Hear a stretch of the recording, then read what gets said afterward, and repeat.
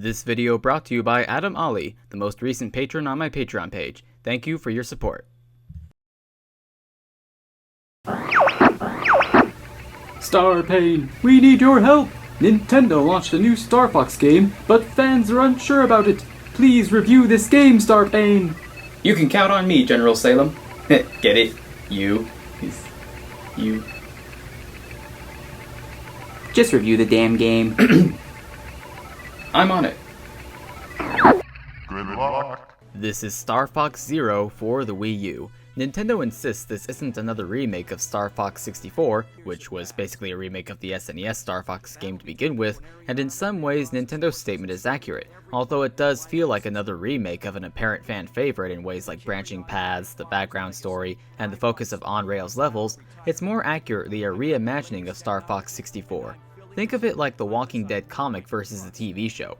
Andros has invaded the once peaceful planet of Corneria, and General Pepper calls for help from the mercenary group Star Fox. So why don't you use the regular army? What do you need us for? Well, it's just because, well, you know, let's just say they're about as useful as Princess Peach's security.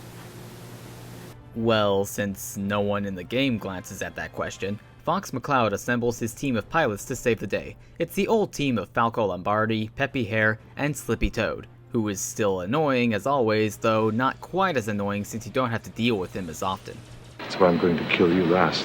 Zero is easily one of the most visually appealing games on the Wii U. With lots of colorful lasers, shiny surfaces, big explosions, and detailed levels, the graphics give an epic scale to this game. Some new level designs like Fortuna were particularly compelling to see in a space shooter.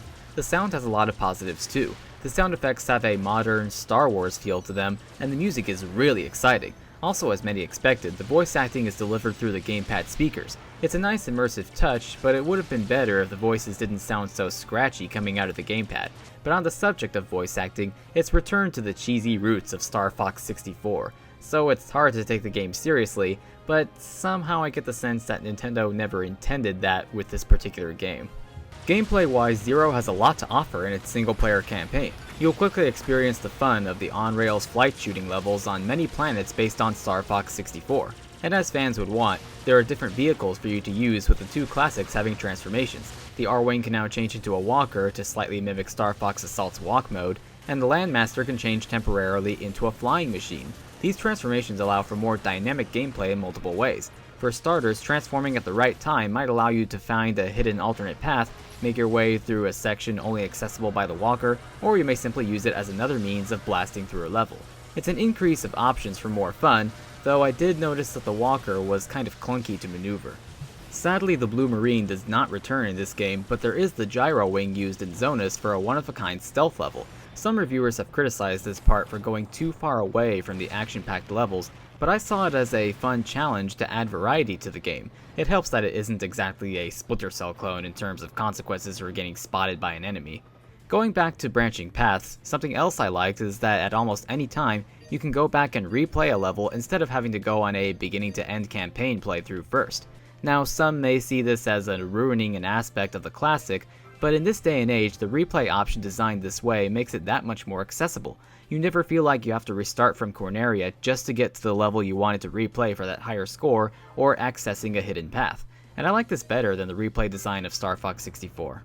But for those of you who still want that arcade style to Star Fox, you can unlock an actual arcade mode after beating Venom once. In that mode, you get one life to do a full playthrough of your chosen path, but if you die, you have to start from the beginning again. So there's something for both preferences here.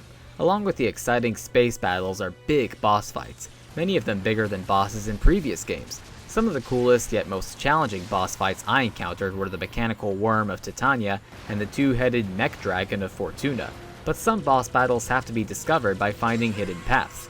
Then you get some space duels with members of Star Wolf, or even fight a large battleship solo as Peppy, who clearly loves barrel rolls. Now, most of what I've covered sounds great and is great, but I can't review this game without addressing the elephant in the room that is Zero's controls. The gamepad's use in this game was intended to make shooting more fun by allowing more fast and fluid accuracy. I sort of doubt that.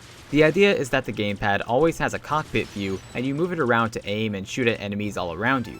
When you play with a gyro wing, you can drop down a small robot which is attached with a tether, and you look at the gamepad to see through the eyes of the robot, then you steer it towards a computer pad so it can hack.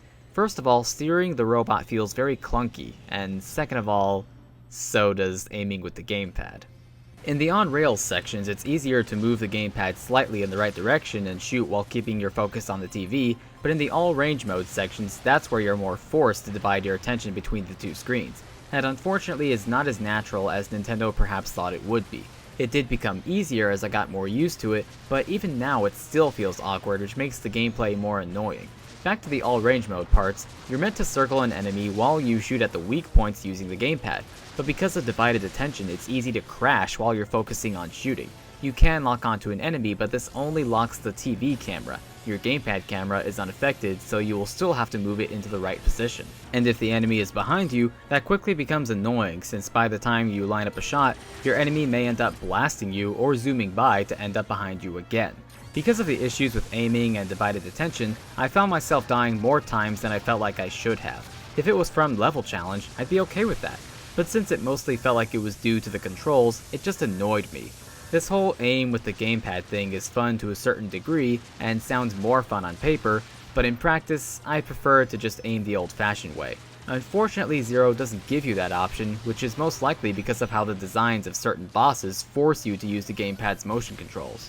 In all the levels though, you can do a 2-player local co-op mode where one player uses the Pro Controller for all things flight, while the second player gets the cockpit view to shoot with the gamepad, and that's really the ideal way to play with this new control scheme. Sadly, there's no form of competitive multiplayer, likely because of the controls, and that adds to making this new control scheme appear to do even more harm than good to the overall game. In most stores, you can buy Star Fox Zero with Star Fox Guard for a total of $60. I'd say that's a pretty good price for getting both games at once if the total was more like $50. Zero offers up plenty of action-packed space shooting with its entertaining animal cast, but the controls designed to give unique flair do more to hinder an otherwise fun and exciting game. Well, that's my review of Star Fox Zero. My Star Fox Guard review will be next. Until then, check out my previous reviews of Star Fox 64 and Star Fox Assault. See you all next time.